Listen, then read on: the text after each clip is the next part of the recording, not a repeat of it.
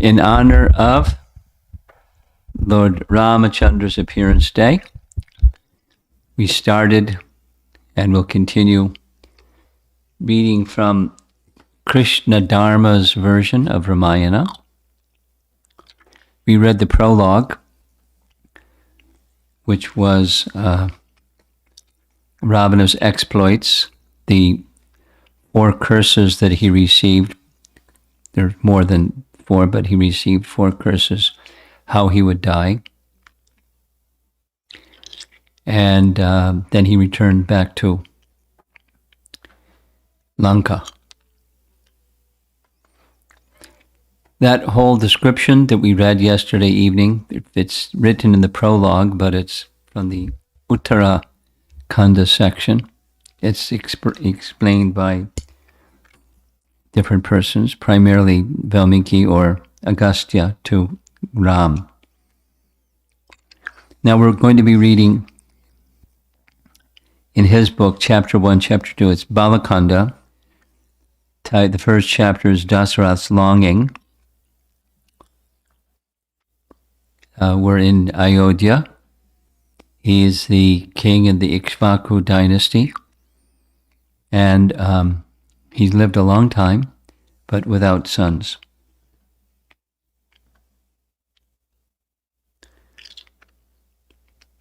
King Dasaratha paced his palace balcony. His handsome brow was furrowed. In a pensive mood, he surveyed the scene around him. People thronged the inner courtyard below. Feudal kings and princes came with their retinues to pay tribute. From his 7th-story terrace, pretty good, 7-story building. Very good. Dasaratha could see much of his city, which stretched to the horizon in all directions. Crowds of citizens moved along the well-planned roads, which were interspersed with mango groves and orchards. The broad central highway, built entirely of red stone, ran the full 100-mile length of the city.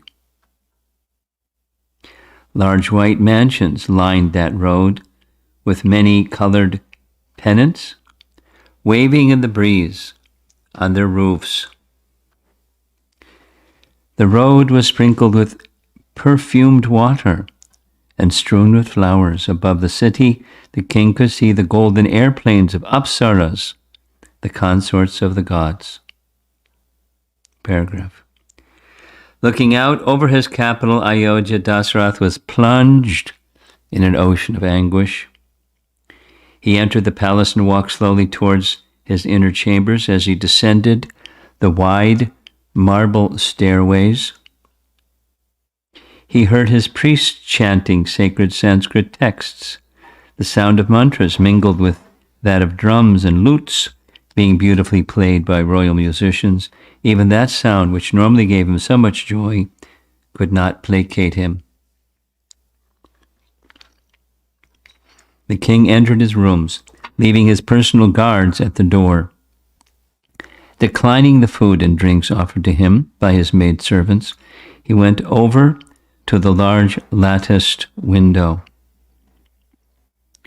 He moved aside the silk drapes and continued gazing out at his city. Ayodhya had been constructed by Manu, a son of Surya, the all-powerful sun god. Manu had been the first of the kings in Dasaratha's line, all of them emperors of the globe. As he thought of his long ancestry, the king only felt more pain. He sighed and turned back into his rooms. Seeing the anxious king, his 3 queens tried gently to console him. They sat him on a large golden couch, covered with silk pillows and studded with gems. His senior wife, Kaushalya, gently massaged his feet, while Sumitra and Kaikeyi fanned him with snow-white chamara whisks. The king sat lost in his thought. He looked at the exquisite carvings of the gods lining his walls. All his life he had done so much to please those deities. Once he even had gone into battle against the celestial demons. On their behalf, surely they would help him now. Dasaratha silently prayed to them. While the king sat absorbed in his thoughts and prayers, a messenger came telling him that the chief priest, Vashishta, was now present in the assembly hall. Dasaratha had been waiting for this news. He rose up and, with the gait of a powerful lion, went along the wide palace passageways, his large sword swinging at his side and his gold ornaments jangling as he walked. He's really good at creating pictures with words. He's a gifted writer. Near to the hall, he was joined by his chief ministers. All of them were heroes who had been tried in battle, and all were learned and wise. The state ran smoothly under their expert administration. There were no citizens without employment and no criminals left unchecked. The ministers were devoted to Dasaratha's service, and as they walked, they considered the problem facing the king. Flanked by his bodyguards and ministers, Dasaratha entered his great hall. It vied in splendor with the assembly hall of Indra, king of the gods. Massive marble pillars rose up to a roof which seemed to reach the sky. Balconies of alabaster and coral, worked with gold filigree, were gradually tiered all around the hall. Along the balconies were gold seats spread with white cushions. Large silk tapestries depicting the pastimes of the gods hung from the walls, which were lined with lapis lazuli and encrusted with jewels. The air was filled with the scent of incense. In the center of the hall sat numerous priests who continuously chanted prayers from the ancient scriptures, invoking the presence of deities. The great Megha drum resounded deeply as Dasaratha strode towards his seat. Everyone stood, and there was a cry of "Victory! All glories to Emperor Dasaratha!" The king appeared like a god, took his seat on a large throne of refined gold bedecked with brilliant celestial gems. A hush descended on the assembly as Dasaratha prepared to speak. Everyone sat in expectation. The citizens knew of the king's worry. They loved him like a father and shared his anxiety. They were grouped in the hall according to their class. At the front were the Brahmins, wearing simple cloth and holding their water pots and prayer beads. On one side sat the warriors, their powerful bodies clad in silks and gold ornaments, with long swords hanging from their belts. Near to them were the tradespeople in their colorful dress, and behind them were the servants and workers, also beautifully adorned. All social classes were represented in that assembly. Dasaratha looked around the hall, smiling affectionately at everyone. Although the king was preoccupied with his worry, no one could detect in him any negligence or laxity in his duties. Seeing him smiling at them, the people felt reassured that Dasaratha would find a solution to his problem. They sat, awaiting his speech. Placing his hand on his golden scepter, the king turned to his chief priest Vashishta, who sat on a raised seat near the throne. With a powerful voice that boomed around the hall, Dasaratha addressed the priests. I have called this assembly to settle a great worry of mine. As you know, this wide earth has for a long time been held under the sway of victorious kings in my line. O jewel among sages, is that glorious history about to end? What can I do to ensure that our proud lineage will continue? Dasaratha was perturbed that he had no son, having ruled as the undisputed emperor of the earth for thousands of years. His retirement was now approaching, but there was no one to succeed him. Somehow, none of his wives had given birth to a son. The king had called for a full assembly to propose an idea he was considering. He needed the approval of the Brahmins, and he wanted the consent of his people. Dasaratha looked anxiously at Vashishta, who was both his priest and preceptor.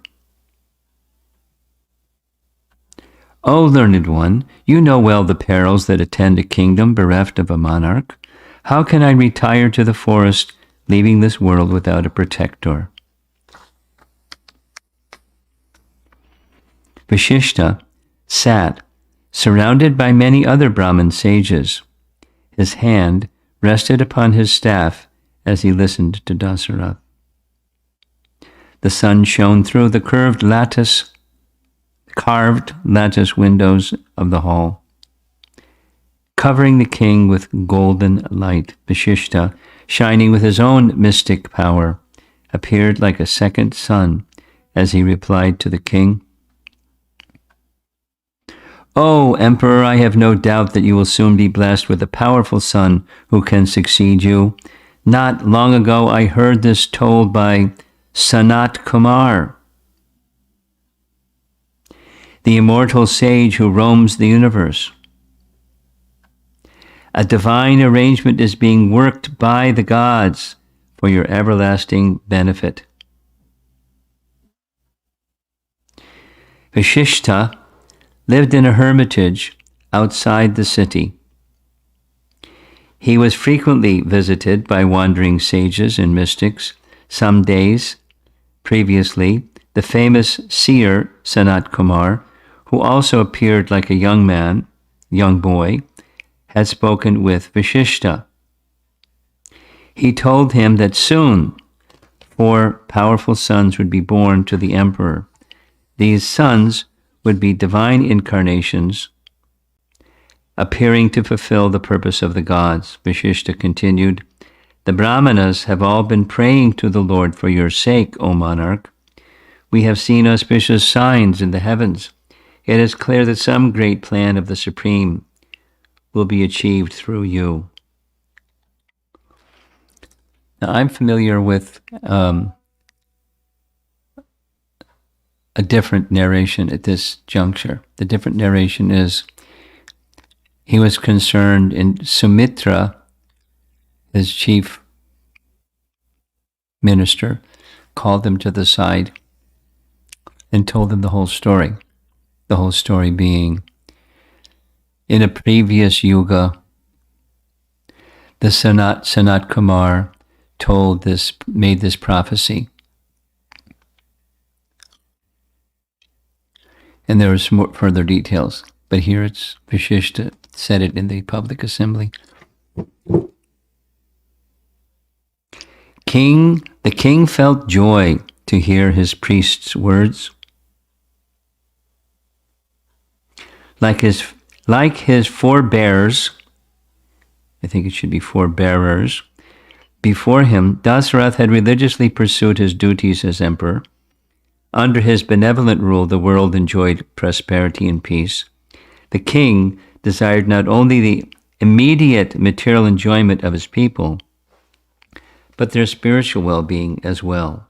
He kept everyone in the path of piety and truth, leading them towards freedom from the cycle of birth and death. Seeing all the people as his own children, he was concerned that their happiness would continue after his retirement. He spoke again. I have been considering the performance of a horse sacrifice for the pleasure of gods and Vishnu. O noble sages, will this be successful? Can I satisfy the Lord in this way and thereby attain my desired end? Dasaratha knew that nothing could be achieved unless Vishnu, the Supreme Lord, was pleased. Although they controlled the universe, other gods were but Vishnu's agents. Many times in the past, the king's ancestors had performed great sacrifices for the satisfaction of the Lord and achieving their purposes. The king now considered this to be his only means of deliverance. He looked hopefully at Vashishta, who had been speaking with the other sages at his side. Turning towards the king, Vashishta said, "We are in agreement, O tiger among men. Let the sacrifice proceed. We shall immediately prepare a ground on the banks of the Sarayu. You will certainly get a son by this method." The assembly erupted with joyful shouts. Everywhere were cries, "Let it be so! Let the sacrifice proceed!" The king, his eyes grown wide with delight, as he anticipated the fulfillment of his desire, said to Vashishta, Let the preparations begin today. Protected by 400 of my best warriors, the sacrificial horse will roam the globe before returning for the sacrifice.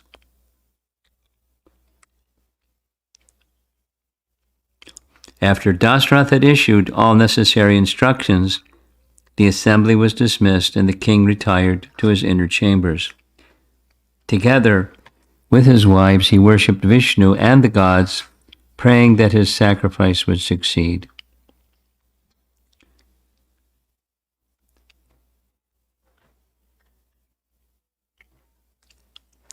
Then there's some gap news section. The whole city of Ayodhya was filled with excitement as the news of the king's sacrifice spread. In the large public squares, minstrels sang songs recounting the exploits of heroes in Dasaratha's line, while troops of female dancers depicted the tales with precise and beautiful gestures. The temples became crowded with joyful people praying for the success of Dasaratha's sacrifice. From the balconies of houses lining the wide avenues, wealthy people threw down gems for the Brahmins, and the jewels sparkled brightly on the clean paved roads. The city resonated with the sound of lutes, trumpets, and kettle drums. Augmenting the music was the chanting of Brahmins reciting the Holy Scriptures. With flags and pennants flying, festoons hanging between the houses, and flowers strewn everywhere, Ayodhya had the appearance of a festival held by the gods in heaven. The priests of Ayodhya set about preparing for the sacrifice, selecting and consecrating a purebred horse, which was free from any blemish. They released it to range freely across the country. As it traveled, it was followed and protected by 400 powerful generals from the king's army. According to the ritual, wherever that horse went, the residing rulers were called upon to attend the sacrifice and pay homage to Dasaratha. Anyone refusing would be immediately challenged to a fight. If they were not subjugated, then the sacrifice could not proceed. None, however, wished to the emperor any ill. The horse came back to Ayodhya without incident at the end of 1 year. Seeing the horse return, Dasaratha called Vashishta. He touched his guru's feet and asked him with all humility, "O Holy One, if you deem it fit, please now commence the sacrifice. You are my dearest friend. as well as my guru. Indeed, you are a highly exalted soul, fully depending on you. I am confident of the sacrifice's outcome. After assuring the king, Vashishta spoke with the priests, instructing them to have the sacrificial arena built. Chief among them was Rishishringa. Now this leaves out the whole Rishishringa story, which is quite a story.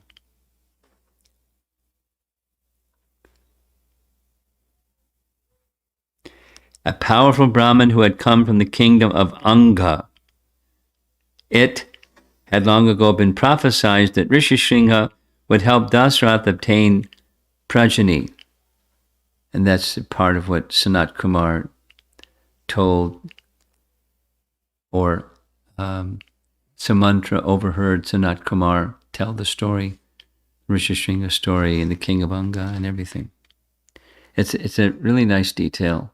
I'll speak it at the end.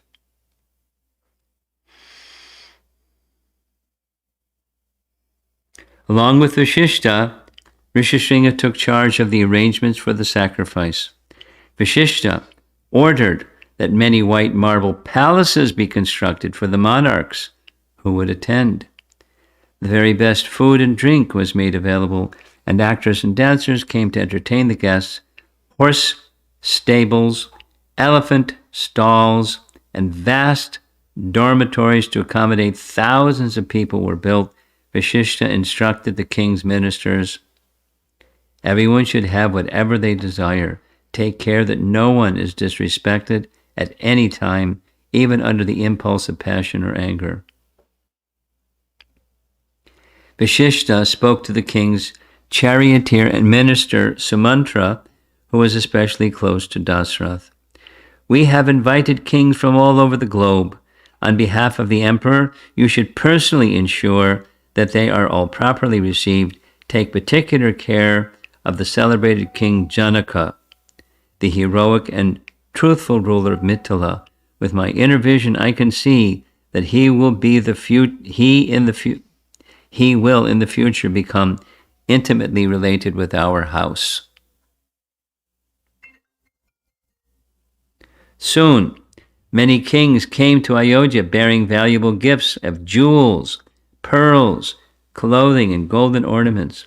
Upon their arrival, they in turn were offered gifts at Vashishta's command, who had instructed his assistants, give freely to all. No gift should ever be made with disrespect or irreverence, for such begrudging gifts will doubtlessly bring ruin to the giver.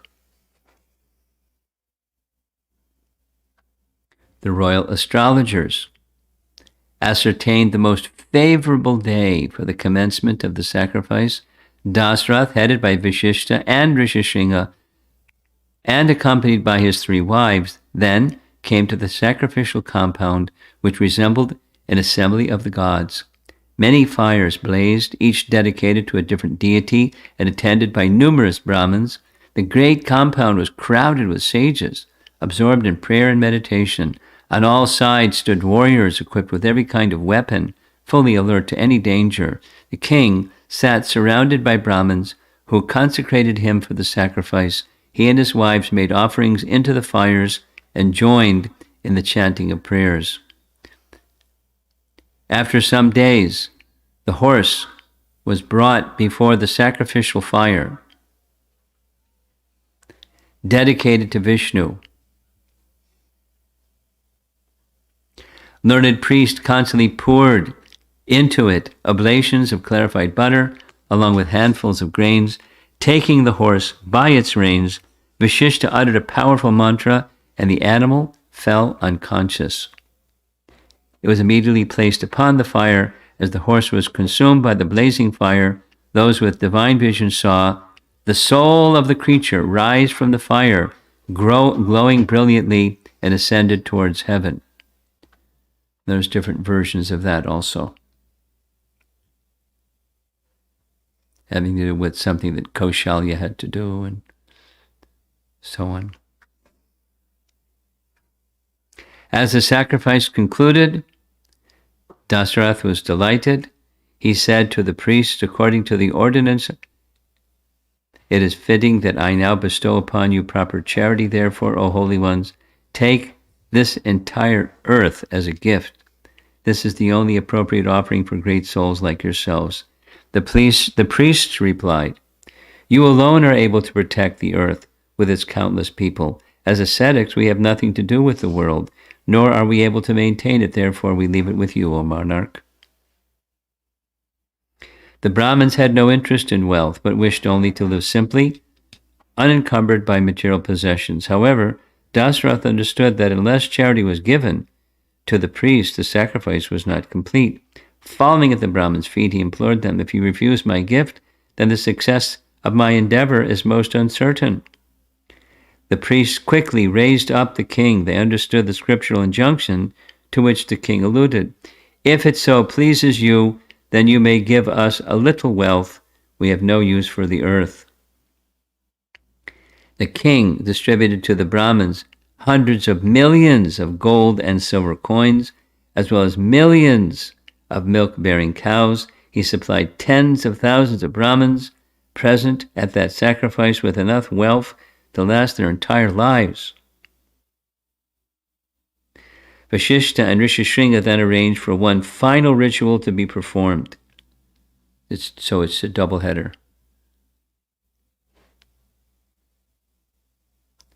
Putra Kameshti Yagya.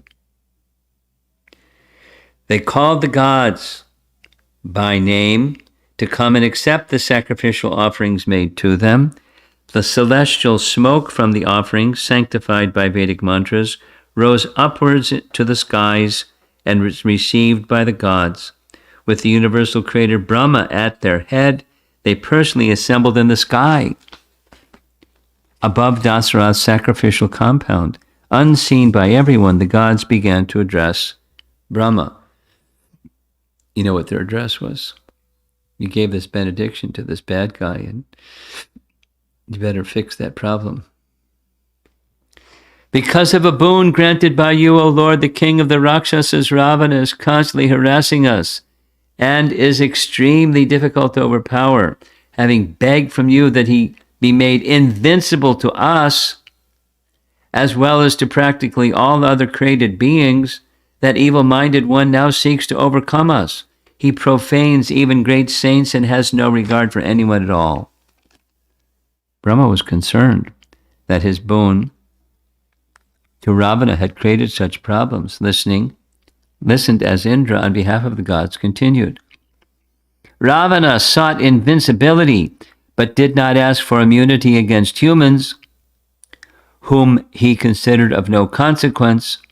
Thus, his death must come at the hands of a human. Please, therefore, beseech the Lord to appear as Dasaratha's son." Although Ravana could still be killed by a human, the gods knew that no ordinary man could slay him. It could only be done by the all-powerful Vishnu himself, if he came to earth as a man.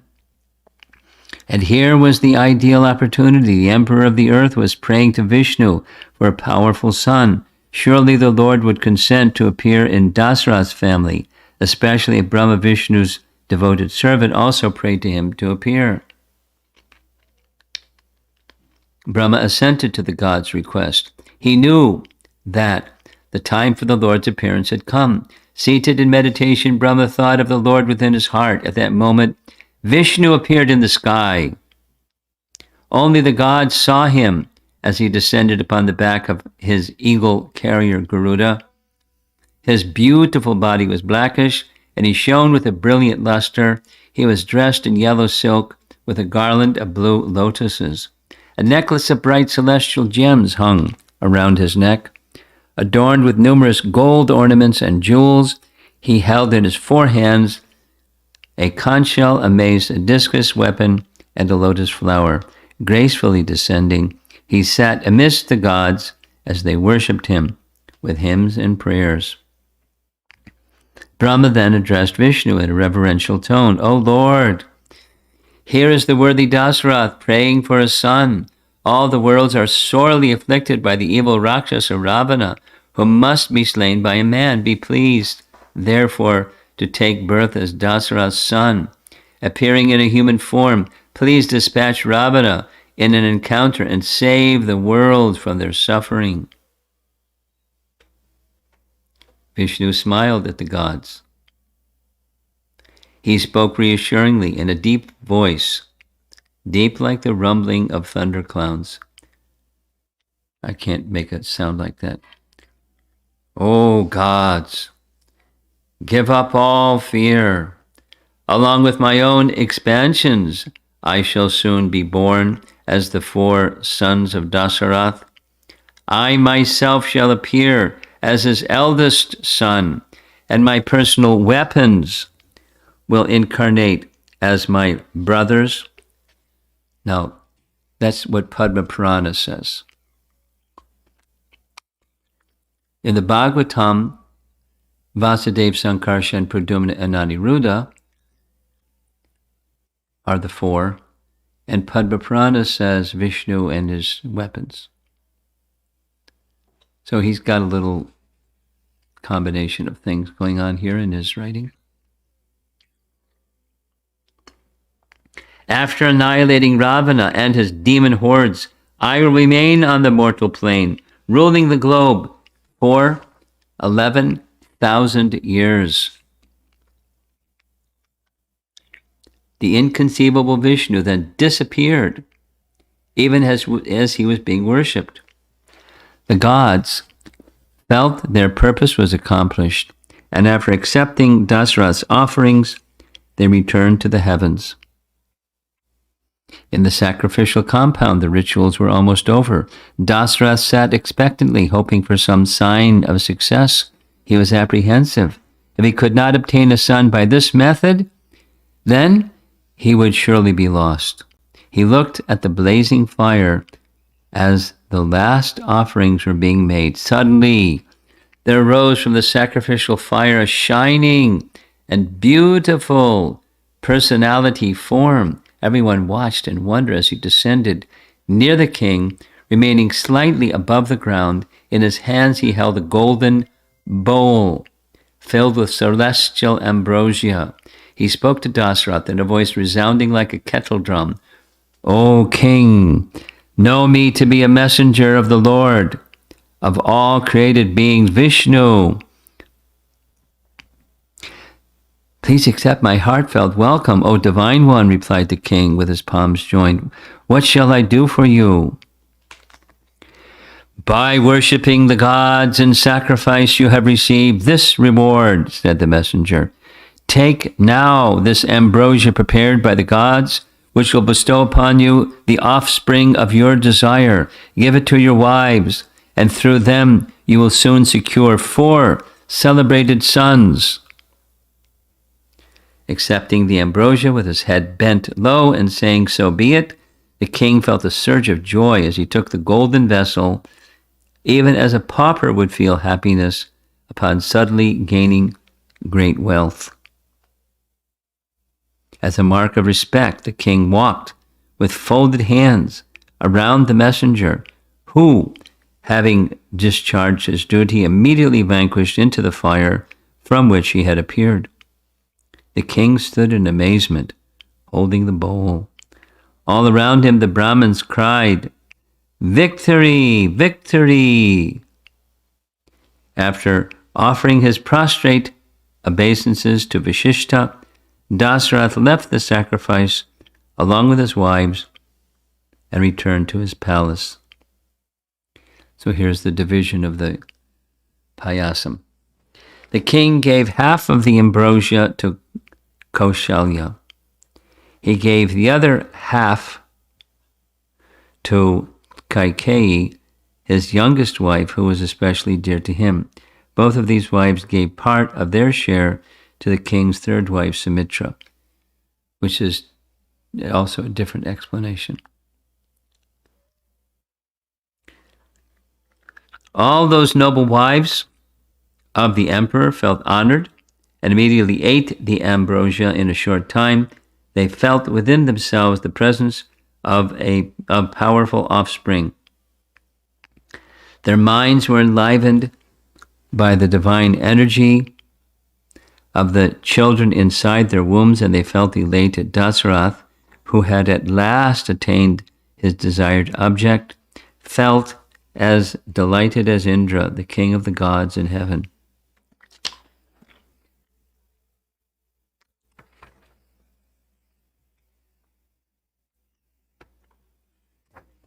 Okay.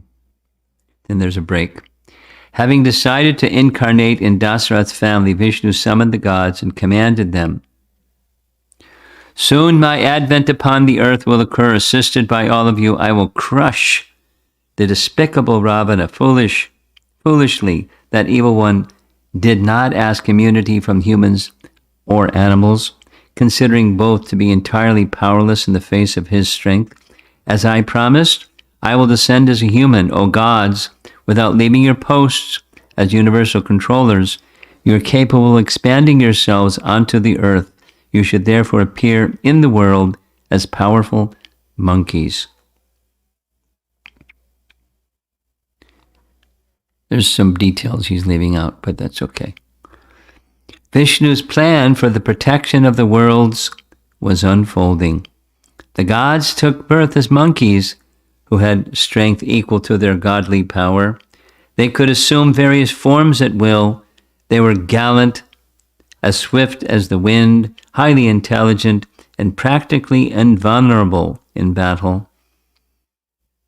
The earth became populated with millions of huge monkeys who, in the way of the gods, grew up as soon as they were born.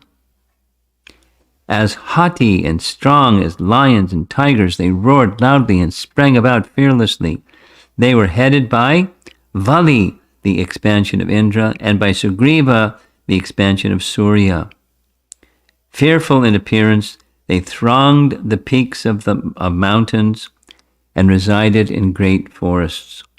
When they came together, they appeared like masses of clouds moving about on the surface of the globe.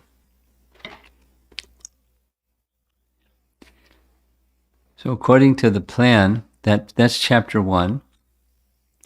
And according to the plan, chapter 2, which covers 1, 2, 3, 4, 5, 6 pages. Let's go for it, right? Okay. Chapter 2. The birth of Rama. Dasaratha, his desire fulfilled, dwelt happily in Ayodhya, awaiting the birth of his sons. The Brahmins and kings who had assembled for the sacrifice left for their various abodes, sent on their way with kind words and gifts by the emperor. 4 seasons passed. That's, I think, 4 out of 6, not 4 out of 4. Then, at a time when favorable stars were visible in the heavens, Kaushalya gave birth to a son named Rama. Through Rama, though Rama was the Lord of creation, Kaushalya saw him simply as her own dear child. She held him tight to her bosom, overwhelmed with motherly affection and unable to recognize his divinity. Coming out of the delivery room, Kaushalya shone brilliantly with that baby boy who had eyes like lotus petals. Next, a son named Bharat was born from Kaikeyi, and from Sumitra, who had received 2 portions of ambrosia, were born twin sons, Lakshmana and Shatrughna. All 3 boys resembled celestials, and they seemed to blaze with their splendor. In the heavens, Gandharvas, heavenly musicians, began to sing melodiously, while bevies of apsaras danced. Kettle drums resounded in the sky, and showers of flowers fell upon the earth. In Ayodhya, the streets quickly became crowded with rejoicing citizens. Minstrels, bards, and chanters of sacred hymns gathered in every quarter, glorifying the birth of Ram and his brothers. The city decorated all over with colorful flags and garlands, looked beautiful. King Dasaratha, overwhelmed with happiness, gave a large heap of shining jewels to the Brahmins and arranged for a feast to be distributed to his entire kingdom. He's got it's the world. Big feast. Vishishta joyfully performed the name-giving ceremony and all the other rites of passage for the brothers.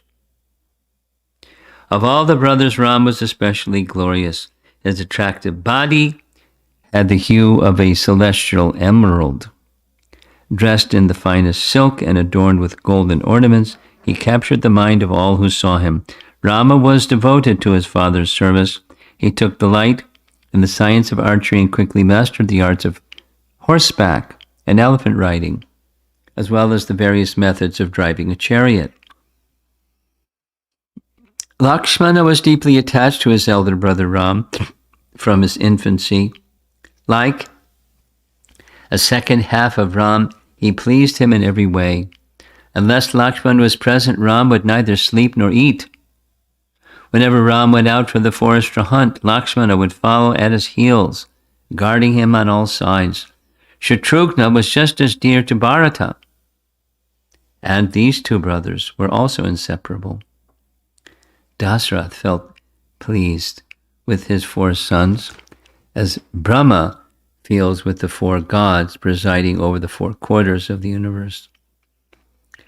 Those princes were tigers among men, yet they were modest, wise, far-sighted, and glorious in every way. They were attached to their studies and soon became well-versed in all aspects of kingship. As the prince's studies neared completion, the king began to think about their marriages. Sounds familiar? One day, while lost in such thoughts, the powerful mystic Vishvamitra arrived at his palace. The sage instructed the gatekeepers, "Tell the king that Vishvamitra, the son of Gadhi, is at his door." Upon seeing the lustrous rishi, the gatekeepers were struck with awe. They ran to Dasaratha's quarters to inform him. Dasaratha quickly went with his ministers to greet the sage, even as Indra might greet Brahma. As soon as he saw Vishvamitra standing at his door, the king respectfully brought him in, sat him down, and personally washed his feet. Standing with folded palms before the sage, Dasaratha was thrilled with joy as he spoke. "I consider your arrival here to be as welcome as the obtaining of celestial nectar in one's own hands, as rainfall arrives in a desert, as the birth of a child to a childless couple, or to the recovery of a lost treasure. What can I do for you today?"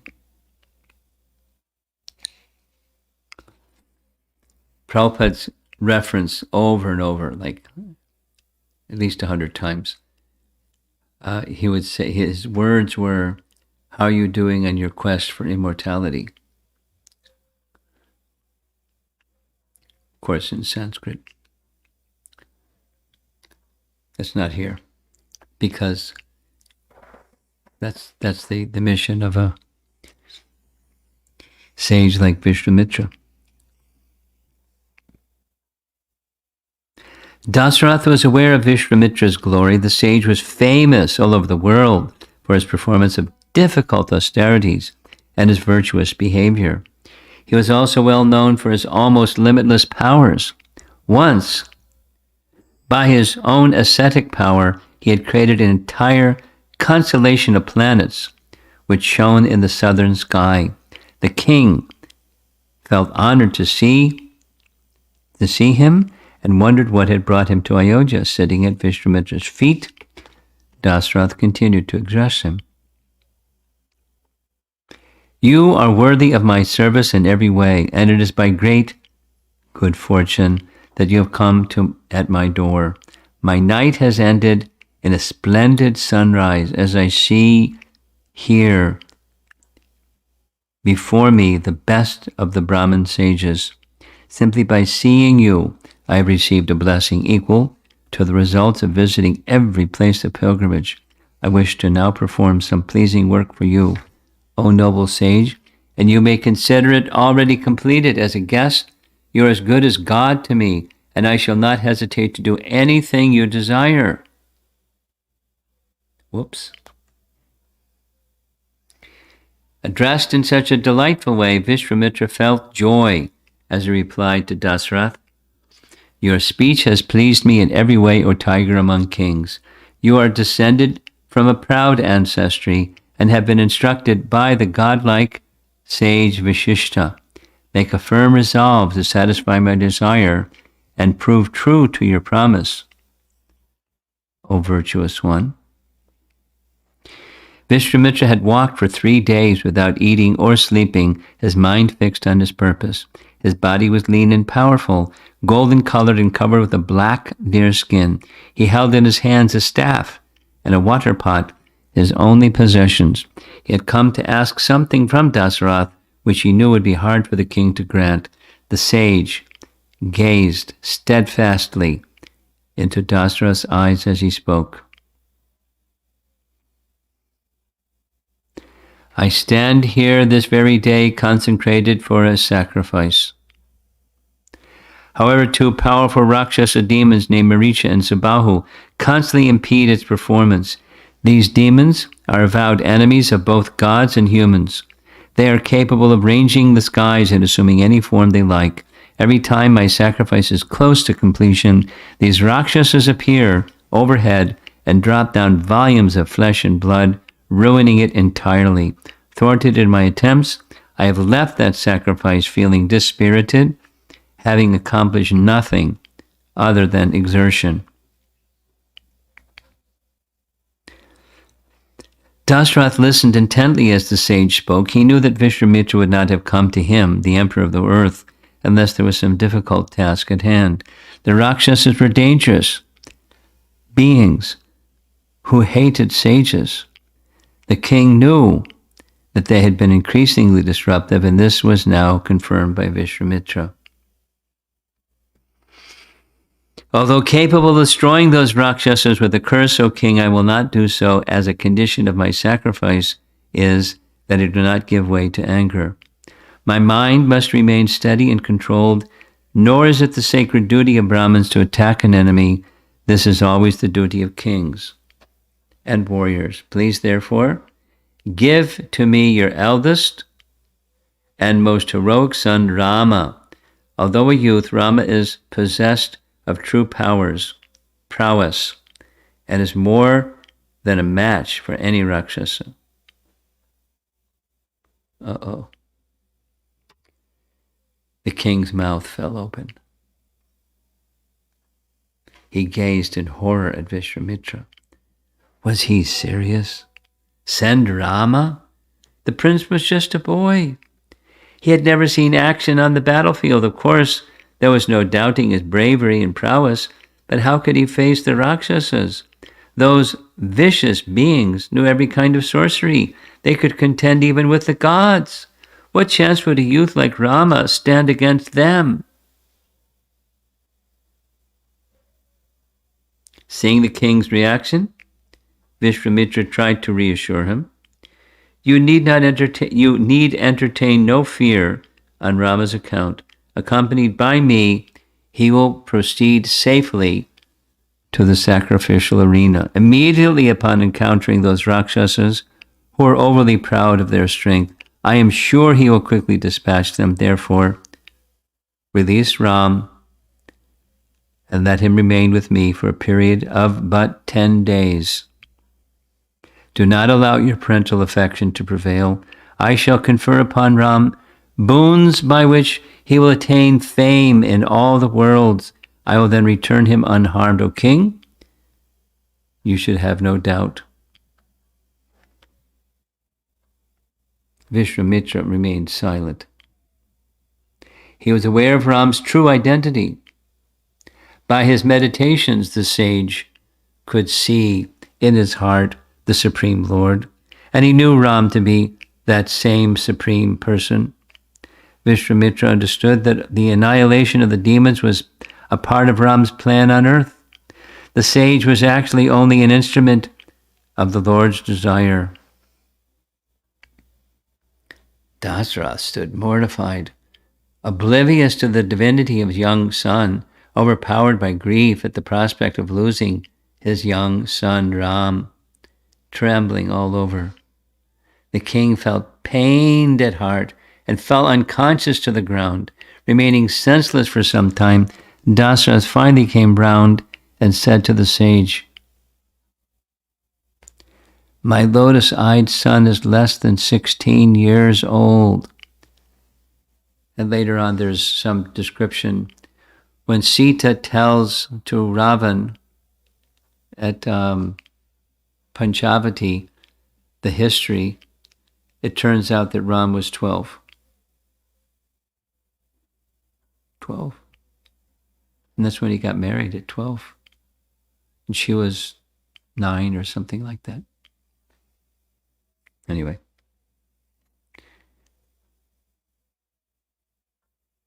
But 16 is an age when boys can begin combat. How then can he fight with the Rakshasas? I myself, marching at the head of hundreds of thousands of highly trained soldiers, shall personally come to wage war with the demons. Do not take Ram.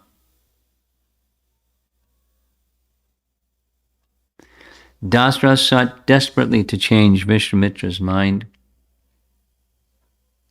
For as long as he breathed, he said, he would stand with bow in hand and beat back any Rakshasas who came to attack Vishwamitra's sacrifice. The sage need have no doubt. Dasaratha wailed piteously. The Rakshasas are given to treacherous fighting. The inexperienced Ram is still not fully trained. He is yet unable to estimate the strength or weakness of the enemy, nor is he familiar with the use of celestial weapons necessary for dispatching such powerful enemies as Rakshasas. Dasaratha knelt before the sage. He looked up at him with tears in his eyes. Seeing Vishwamitra's resolute expression, he took hold of his feet and implored him to relent. He tried to think of life without Ram. It was unimaginable. After such a long time and so much prayer, he had finally obtained a son worthy to succeed him. And such a son! It seemed with each passing day Ram endeared himself more to his elders with his virtuous behavior. Now he was just attaining maturity and could soon be installed as Prince Regent. How could he lose Ram now? He continued to plead. Separated from Ram, I doubt I shall survive even for an hour. Please do not take him, or if you really must, then please also allow me to go with him.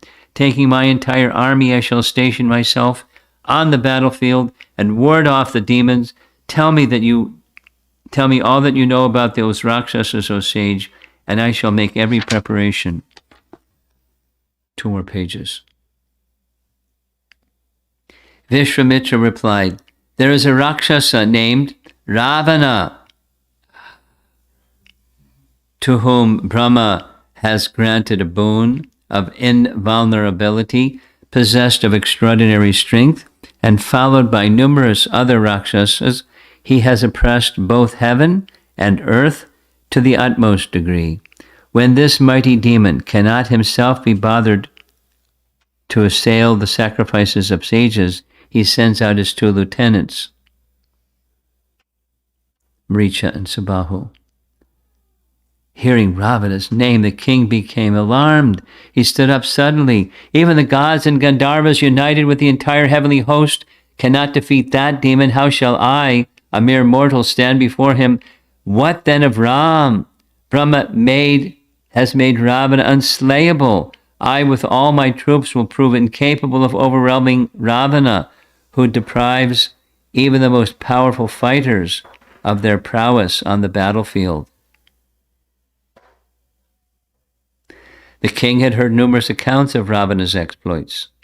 Many years ago, the demon had slain Anaranya, his ancestor.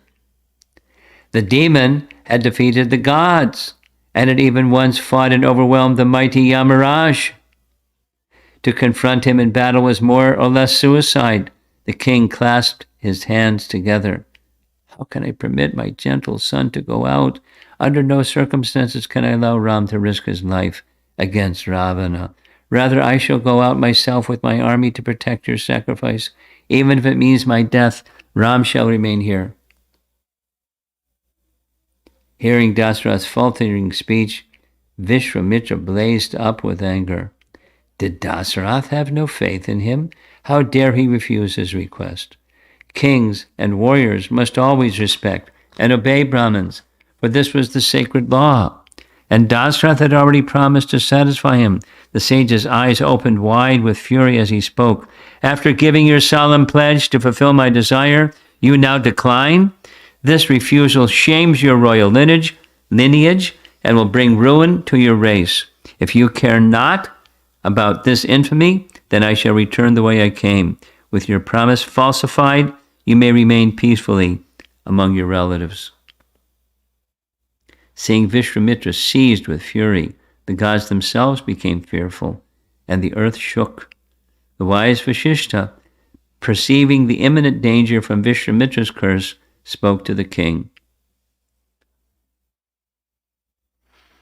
Born in the line of the sun god, you are like virtue personified. It does not befit you to abandon righteousness. You always remain firm in your vows and are famed at being fixed in truth. Summon strength from within yourself now. If you fail to redeem your promise, you will lose all the merit that is accrued to you from the performance of pious acts. Send Ram with Vishwamitra. Whether or not Ram has mastered archery is of no consequence, as he will be protected by the sage. And he said many other things too. Vashishta, who also knew Ram's divine plan, looked at the agonized king. He told them how Vishwamitra had inconceivable power and great learning. Formerly, while ruling over a kingdom, he had received from Shiva the knowledge of every celestial weapon. He would undoubtedly give this knowledge to Ram. Although quite able to punish the Rakshasas himself, Vishwamitra had asked for Ram only to do good to the prince. Dasaratha still appeared doubtful. His hands shook as he folded them, imploring Vishwamitra to relent. Tears streamed from his eyes. Vashishta then took the king aside and spoke in confidence. He told him of Ram's identity. Now that's not part of Valmiki Ramayana. He also said that the arrival of Vishwamitra had been arranged by Providence for the good of the world. The king should therefore have no fear in sending Ram with the sage. Dasaratha was astonished. To him, Ram was his beloved child in need of protection. How could he possibly be the Supreme Lord? Dasaratha looked at Vashishta, who stood silently, gazing into the king's eyes. The sage could not possibly tell a lie. Accepting the words of his preceptor and feeling somewhat reassured, Dasaratha agreed to send his son with Vishwamitra, who permitted the king to send Lakshmana as well, for Dasaratha knew that Lakshmana would never let Ram go out alone for a fight. Dasaratha personally called for his two sons and embraced them both. As his tearful wives watched, the king committed the boys to Vishwamitra's care. Quote, "Render service to the sage as you would to myself. My dear sons, I shall pray for your safe return. Go now with my blessings." Final paragraph. As they parted at the city gates, Vashishta uttered benedictory hymns and prayers. Flowers rained from the skies. Loud blasts of conchas and the beating of kettle drums resounded everywhere. Led by the smiling Vishwamitra, Ram and Lakshman went out from the kingdom, watched by their parents and the citizens until they disappeared into the distance.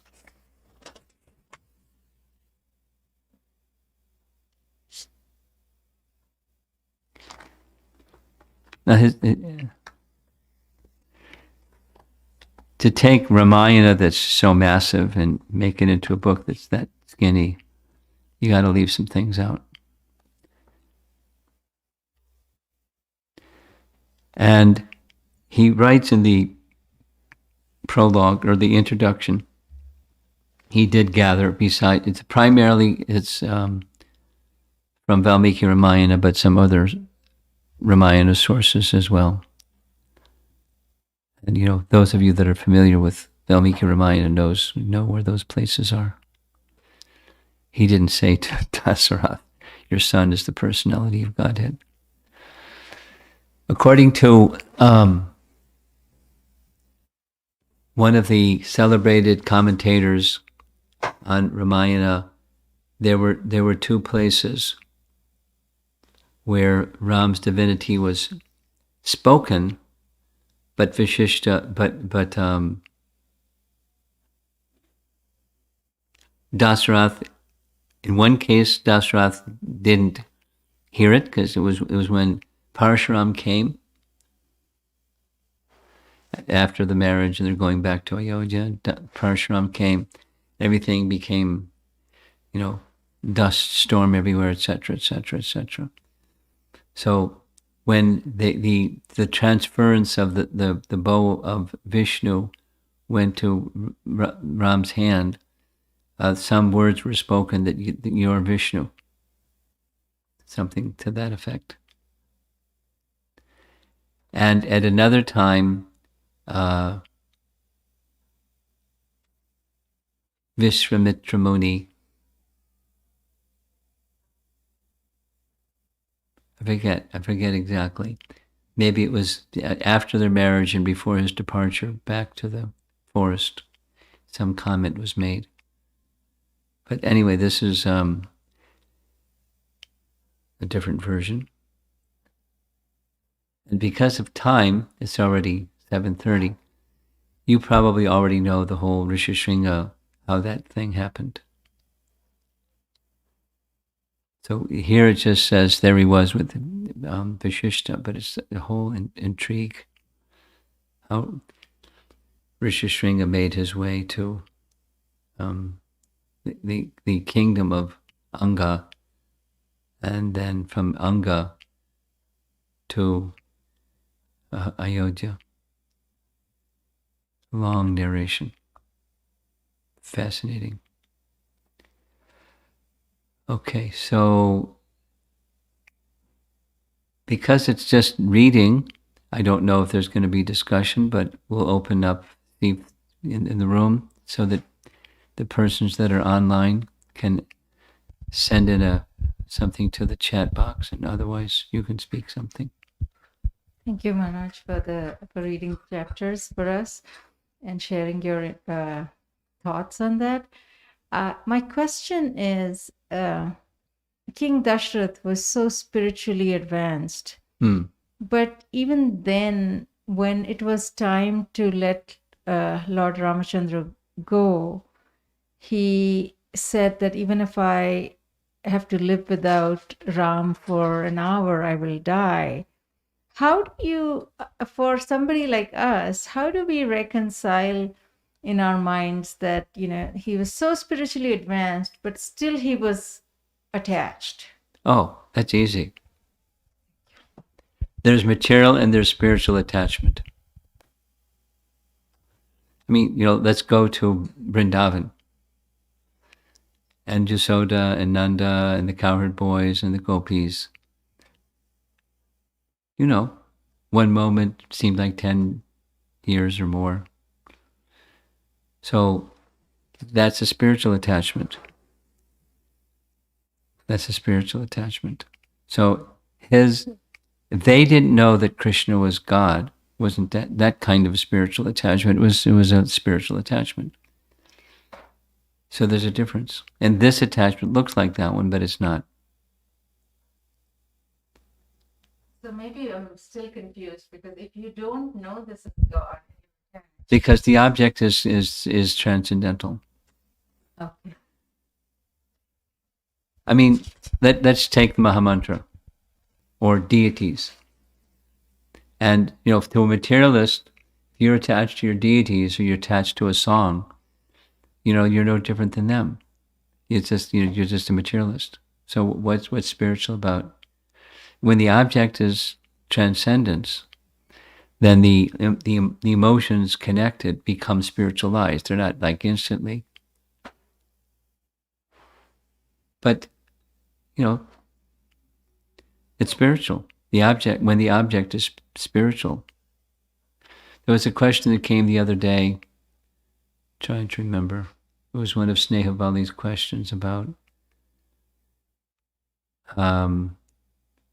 something to do with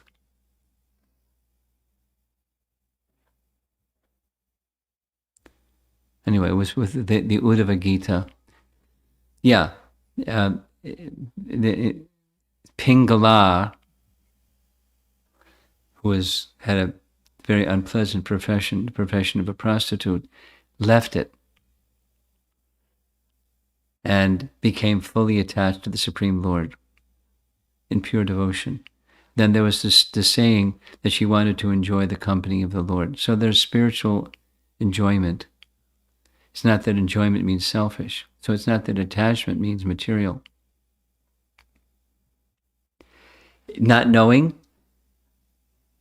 the residents of Vrindavan, their Madhurya eclipsed any sense of the Lord being the Supreme, although he showed his divinity. So same here. His attachment was to the Supreme Personality of Godhead unknowingly, but totally transcendental. And thus, even an hour he couldn't live. It said this is a statement. When the cowherd boys were so attached to Krishna that sometimes when they're going through the forest, there's a cowherd boy, there's Krishna, and there's a tree. So they're on the other, as they walk past the tree, when they can't see Krishna even for a moment, they're in big anxiety. Spiritual attachment. Not knowing he's God, just spiritual attachment as a friend.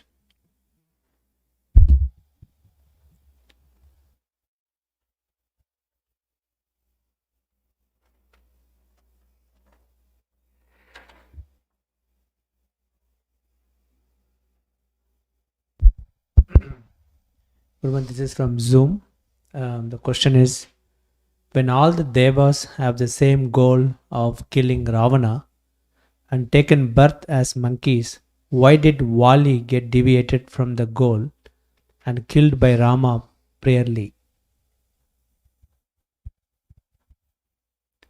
Pride. Pride blinds. He had powers, but it had special all kinds of things. But pride. So beware of pride.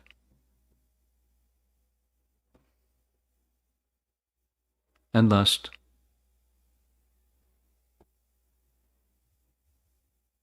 That's it. Anything else in the room?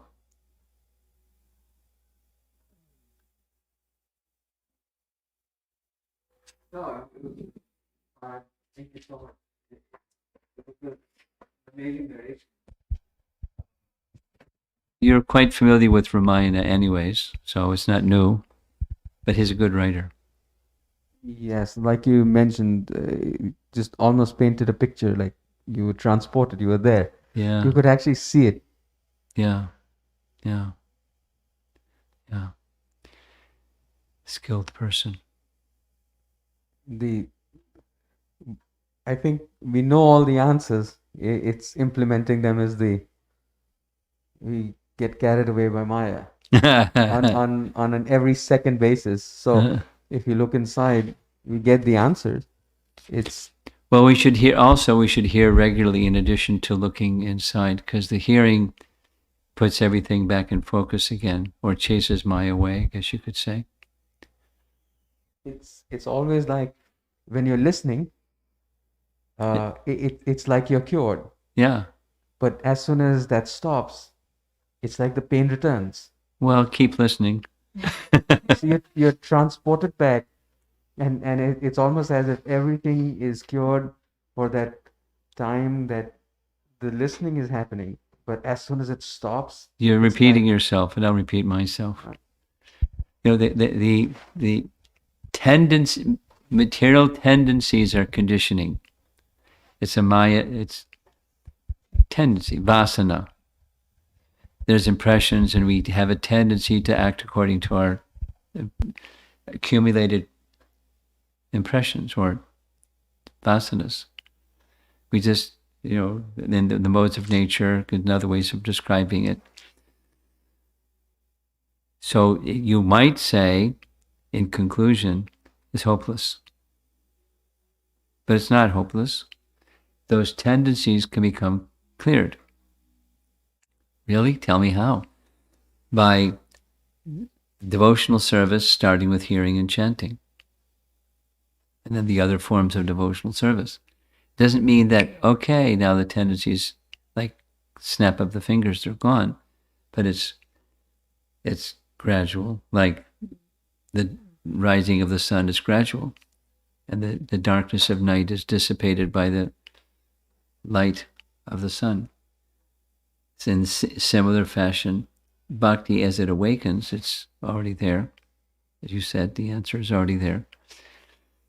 Virtue is already there, right behavior. But the emblem of that is found in these narrations. Precisely, those that read Ramayana regularly, the culture where Ramayana was recited regularly was a culture of virtue. And the tendencies were diminished because virtue was prevailing. Light was prevailing, darkness was diminished. So, continue hearing. Go to the light. And it will diminish tendencies. And light will become the next tendency.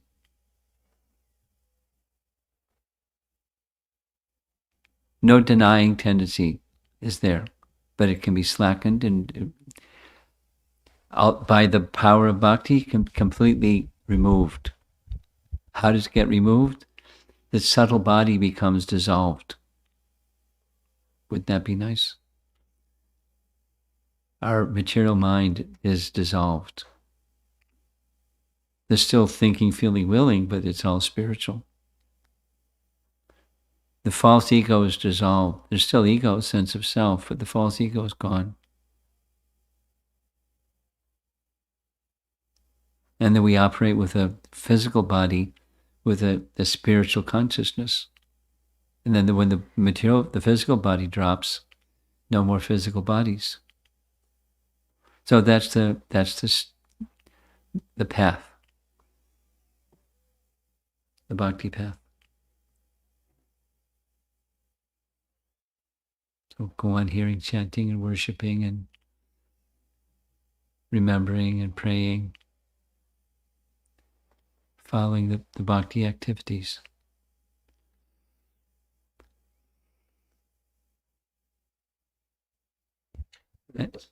Yes, no? No question. Okay. No surprise, because it's just reading. So we'll end there. Thank you very much. Srila Prabhupada ki jai. Jai.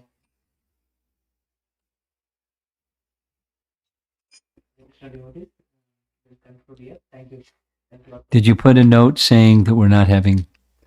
For those of you that are still online, the 7:30 in the morning class is not going to happen. Instead, there'll be a class at 11 o'clock Central Time.